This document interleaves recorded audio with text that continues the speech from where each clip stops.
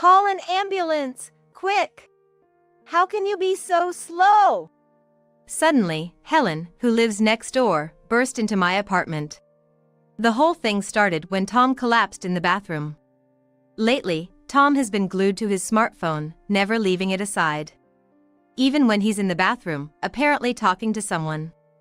It's strange how Helen, my neighbor, knew instantly about Tom's collapse. Frankly, I don't see why she should call me slow. I already know why Helen is connected to Tom and how she found out so quickly about his fall. They both seem to think they haven't been caught, but there have been many suspicious moments. They're unaware that I've noticed their cluelessness, which I find quite ironic. I've been turning a blind eye until now, but I've decided it's time to confront them. They've taken advantage of my silence, but not anymore. Of course, I'll confront Tom, but Helen will also get a taste of the suffering, just like me. They shouldn't think they can get away with this. Now's the time to settle the betrayal of the past 13 years. I'm Anna Smith, a 40-year-old housewife. I met my husband Tom through a mutual acquaintance. At my age, I longed to marry and build a warm family. A friend suggested we meet just to see if we clicked. I was all work and no play, with no real romantic encounters. Watching everyone around me getting married, I wondered what life with someone I loved would be like. Meeting through an introduction was risk-free, so I agreed with little expectation, but I was pleasantly surprised by the comfortable atmosphere. We shared many hobbies and topics, and our conversation flowed naturally. It felt like we'd known each other for ages. And I felt I want to see him again. I had dated before, but never had I been able to speak so freely with anyone. Tom was considerate and always put me first. It didn't take long for me to fall for his constant kindness. Oh, Anna. I thought this would suit you. What's this? It's not my birthday or our anniversary, but can I open it? Please do. Inside the box Tom handed me was a beautiful lemon yellow dress. It's lovely. I've never worn anything like this. I wonder if it'll suit me. Of course, it will suit you, Anna. I'd love to see you try it on here. Right here? I'm a bit nervous. I immediately slipped into the yellow dress. Yeah, it fits perfectly. Just as I thought, it looks great on you. I'm so happy. Thank you. Tom nodded in satisfaction as he looked at me. He was kind to me, but sometimes I caught glimpses of his stern side. Especially during his work-related phone calls. Even during our dates, he would sometimes get calls. Watching him give instructions over the phone was quite captivating. Tom, as a department head at his workplace, seemed to be very busy all the time, regardless of whether it was his day off or not. It must be tough getting work calls even on your days off. Well, it's not too bad. But yeah, having incompetent subordinates can be quite a challenge. Oh, speaking of which, we should head out. It's almost time for our reservation at the restaurant. We hurried to the restaurant, hand in hand, laughing and chatting along the way. I've always wanted to marry a wonderful woman like you, Anna. Will you marry me? If you're okay with me, then absolutely. I look forward to our life together. I was thrilled to be marrying Tom. However, I was soon to realize that this happiness would be short-lived. I intended to continue working as a nurse even after getting married. But then things started to look doubtful. About the household chores. I plan to continue working as before, even after marriage. Is it okay if I ask you to help out when I'm on night shifts? Tom's expression clouded over. You mean to keep working even after we're married? Yes, is that a problem? Well, it's not exactly a problem, but the idea of a married woman continuing to work, it's a bit unusual, isn't it? Nowadays, it's not uncommon for both spouses to work. In fact, among my friends, dual-income households are more common than ones with a stay-at-home spouse. Despite my explanation, Tom still wanted me to quit working after marriage, so I asked him why. I thought there must be a reason behind his thinking. It's important for a married couple to compromise, so I wanted to understand his perspective. I used to come back to a dark, empty apartment and turn on the lights by myself. It was a stark reminder that I was all alone. Tom, you've been living alone since college, haven't you? Exactly. The moment I lit up that lonely room, I'd be hit with the realization that I was all by myself. I hated that feeling. Tom's expression darkened for a moment. I see. I've lived with my family for a long time, but I can imagine how living alone might make you feel that way. That's why, Anna, I want you to quit your full-time job. Don't worry, I'll make enough for both of us. I might even be promoted to manager soon. Really? A promotion at this time? That's amazing. He responded with a shy smile, scratching the tip of his nose. He had a habit. When he felt embarrassed, he scratched the tip of his nose and his breathing quickened. He kept glancing at me, as if asking for more praise. It must have been a happy moment for him. Tom always prioritized his career, so being recognized at work must have been an honor for him. Well, at my level, it's not such a big deal. But among my peers, only a handful have made it to department head, so I guess my career progression has been pretty fast, huh? Tom said proudly. I was feeling uncertain beside him. Sensing my hesitation, Tom leaned in close and said, "You're not gonna cling to your job even though your husband is humbly asking you to quit, right?" I was speechless at this side of Tom I had never seen before.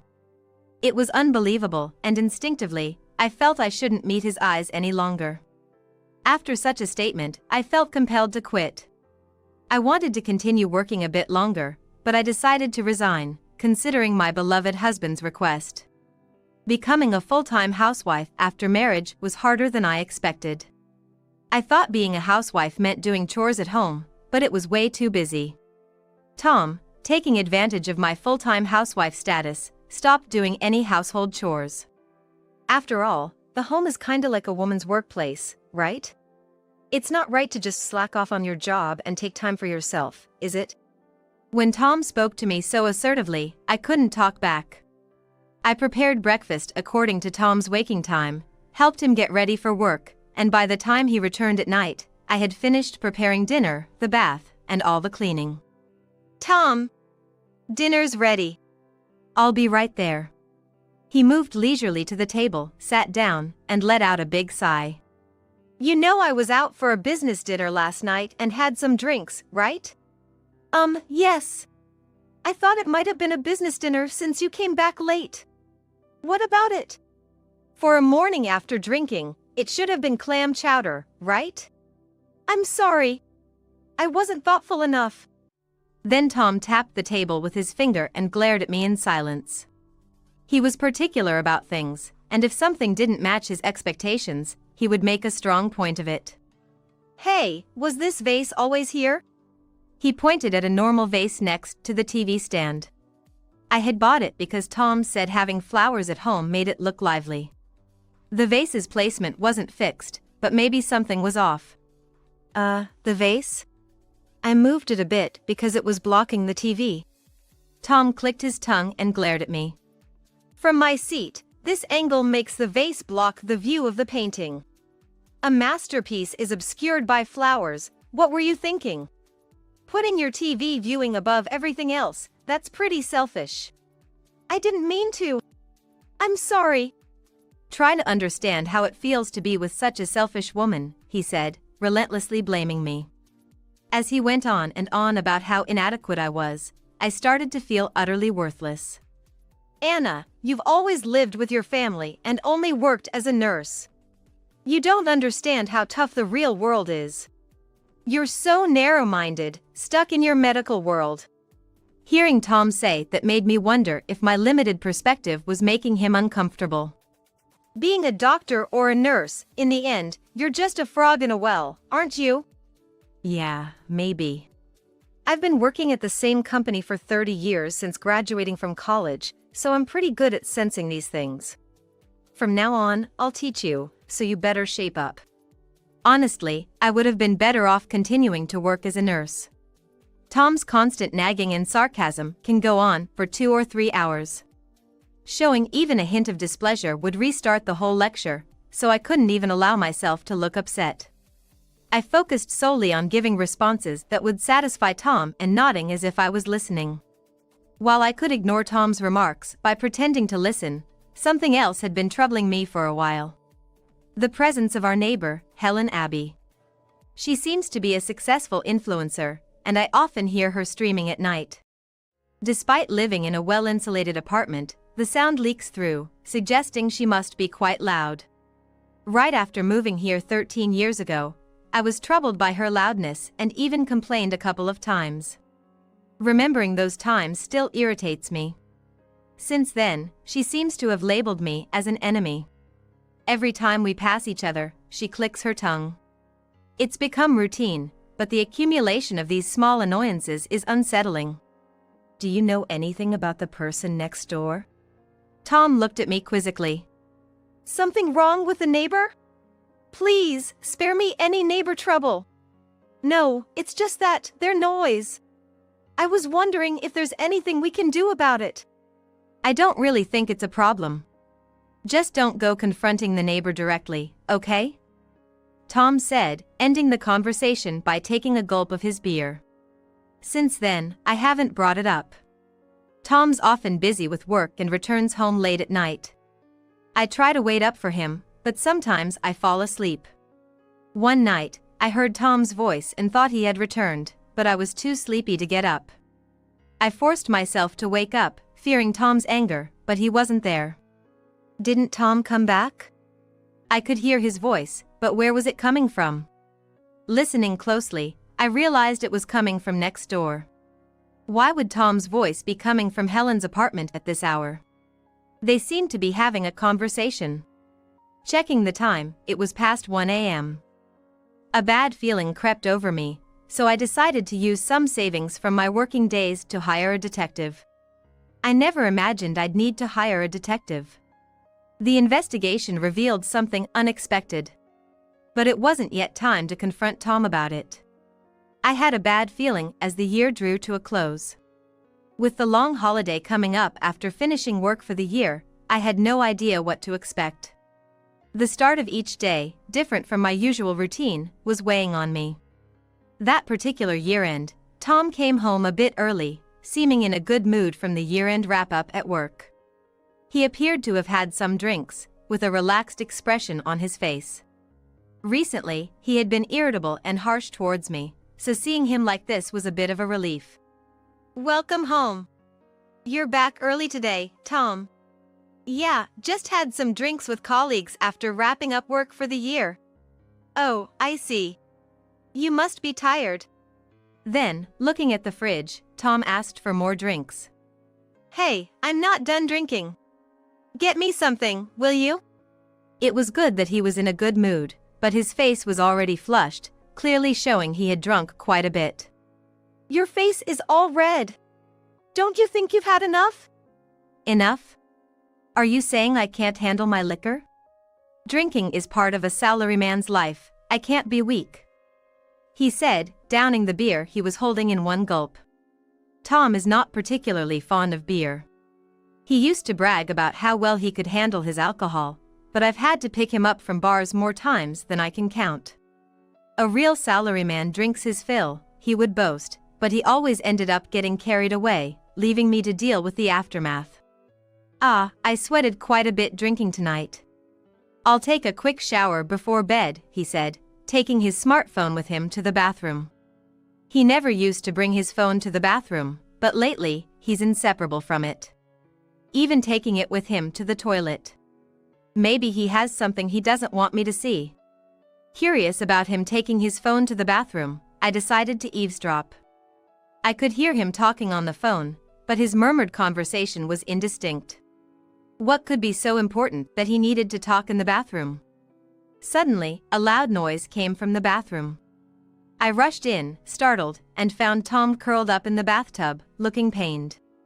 Just as he regained consciousness and tried to get out of the tub, he collapsed, unconscious. I quickly checked him over. And then there was a loud banging on the door. Someone was hitting it so hard I thought it might break.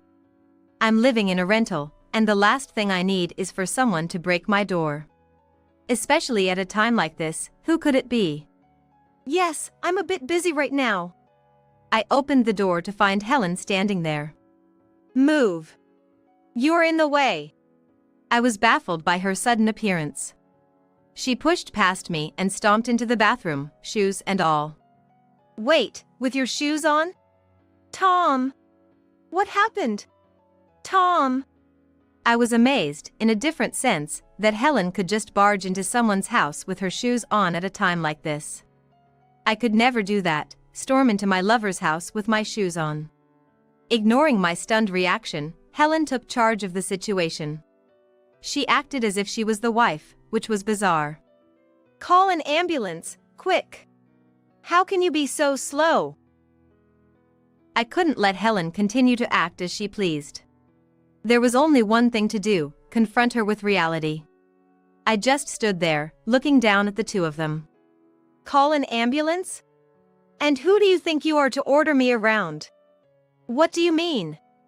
I mean exactly what I said. Do you think you have the right to give orders to me, his wife? Helen looked as if she'd been hit by a ton of bricks. Was it so surprising that I would talk back? If you're so worried, why don't you call the ambulance yourself? No. I mean, I can't, that's why I'm asking you. Use your brain a bit. She snapped back, clearly agitated. It made sense, she was the mistress and wouldn't want to be exposed in such an embarrassing situation. And she was fearing the call might reveal her affair. As I watched Tom lying there, Helen was too flustered to make the call herself. I couldn't help but laugh at the absurdity. Can't even make a phone call? That says a lot about you. My comment triggered Helen, and she yelled back. What do you mean that says a lot? Are you mocking our pure love? The fact that she, merely a mistress, believed their affair was pure love was terrifying in itself. I was almost envious of their obliviousness, but this was no time for such thoughts. Calling someone else's husband your lover and talking about pure love? That's laughable. If you really care about Tom, making a phone call should be no big deal. You should be able to do it, right? I taunted her, waving my smartphone in front of her. If she was really in a position to contact him without any issue, she should be able to do it. Helen, clearly not amused by being challenged, glared at me furiously. Tom, possibly awakened by our voices, regained consciousness. Even after regaining consciousness from being unconscious, he still appeared to be in considerable pain. He was struggling to muster his voice with great difficulty. My head is splitting. Call an ambulance. He looked truly distressed. It was not his usual composed self. Looking it, I said. It must be tough. We really should call an ambulance for you. What are you waiting for? Hurry up! Yes, we should act quickly. Ignoring Tom's words, I decided to take a different course of action. Glancing at Tom writhing in pain, I silently left the house. I also took the waterproof-packed smartphone from the bathroom, leaving Tom with no way to contact anyone from his phone. Relieved that both Tom and Helen were awake, they seemed lost in their own world, confirming their love for each other. They were so engrossed that they didn't even notice I had taken the smartphone. I couldn't deal with this adulterous couple any longer. I quickly decided to leave the house. I immediately contacted John, Helen's boyfriend, as soon as I left the house. John was in a serious relationship with Helen, presumably leading to marriage, and he spent about half the week staying over at her place. It was almost like they were living together, so I had seen him a few times in the hallway and at the trash disposal area. He's a doctor at a nearby hospital, and I remembered he had given me his business card before. Good evening. I'm sorry to call you so late. It seems Helen is at my place for some reason. Could you come and pick her up? Anna? Long time no see. Helen is at your place? What do you mean by that? John's voice sounded confused over the phone. Understandably, anyone would be surprised to receive a sudden call at night from their girlfriend's neighbor. I'll explain everything later. Are you at work right now? No, I just finished work and was killing time at a nearby diner.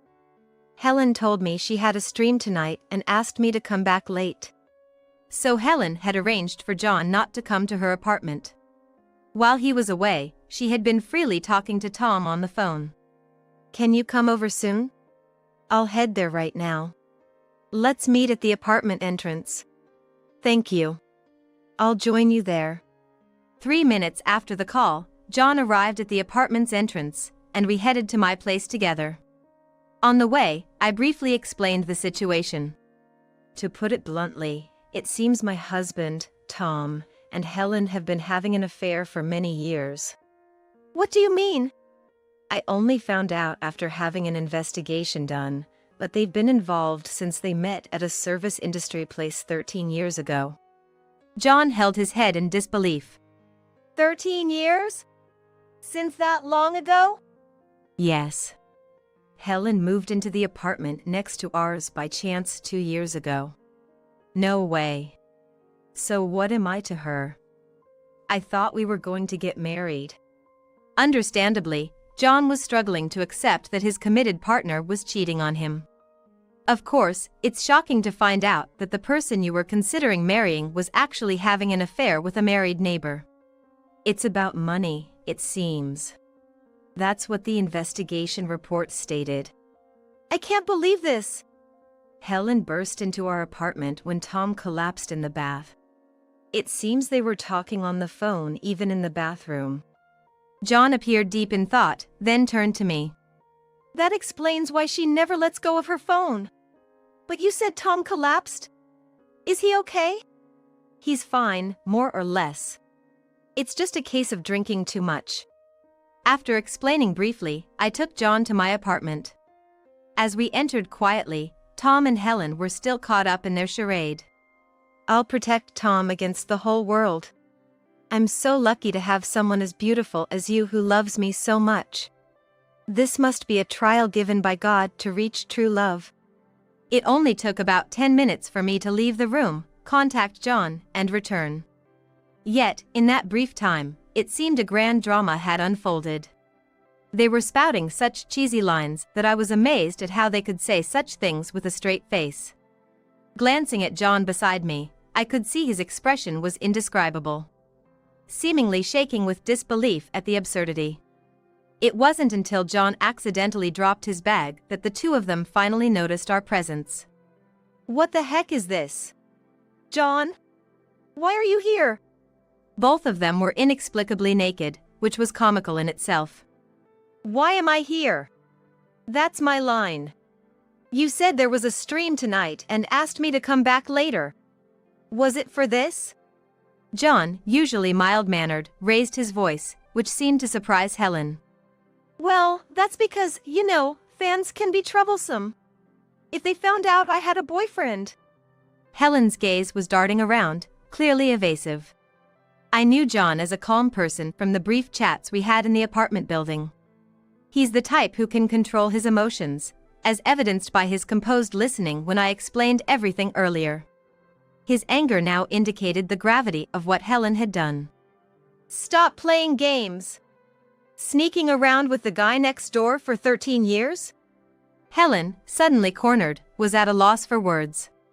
Well, I thought maybe John for marriage. Is that not okay? Her attempt at a coy look seemed to backfire with John. I thought we were heading towards marriage, living together and all, but now I can't trust you. Then, seeing John's angry face, Helen seemed to snap back to reality and shifted gears impressively. No, it's not like that. I was teaching him about streaming, like personal training for influencers in this era. It was obvious she thought we knew nothing about influencers or video streaming. It was blatantly obvious that she was just saying anything to throw us off track. Despite her last-ditch efforts and shallow attempts to wriggle out of the situation, John did not forgive her. Personal training, you say? Did you already forget what you just said? I discreetly played the recording of their cheesy lines at full volume. Hey! You recorded us without knowing? That's an invasion of privacy. Delete it now. Privacy? You have no right to talk about privacy. I'm filing for divorce. Tom, apparently not expecting me to initiate a divorce, was flustered. Divorce? How are you gonna live without me? You've been living off me, and now you're talking about divorce? Have you lost your mind? He seemed to think I would cry and cling to him. Assuming he was in a superior position and unable to believe the current situation. His overconfidence was puzzling, but it didn't matter to me anymore. Say whatever you like. You can only act tough for so long. Eventually, Tom and I got divorced. After the incident, I immediately consulted a lawyer specialized in divorce and infidelity issues. The evidence video I provided helped me claim a higher than average alimony. Meanwhile, Helen, who lived next door, also ended her engagement with John and now seems to be living a reclusive life. This was also related to Helen's streaming content going viral, apparently. It seems that right after the affair scandal with Tom, Helen's suggestive posts were analyzed by her fans. Their sharp eyes caught the subtle details in the background of her posts, like a pole or a reflection of someone in a pin badge. These hints led to the revelation of her affair with Tom. The scandal also impacted Tom's career. The uproar reached his company with numerous calls. Tom's company took the situation seriously, and as a result, Tom was fired. The company probably wanted to rid themselves of the trouble.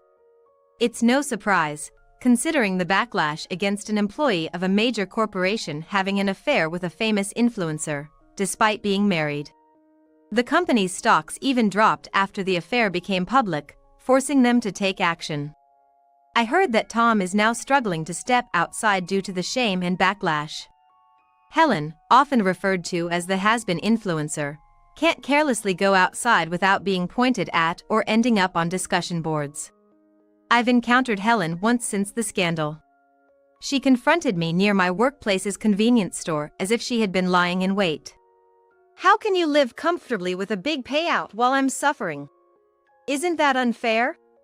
It was typical of her to make such baseless accusations. It's not unfair at all. Everything is the result of your own actions. I have nothing to say to you.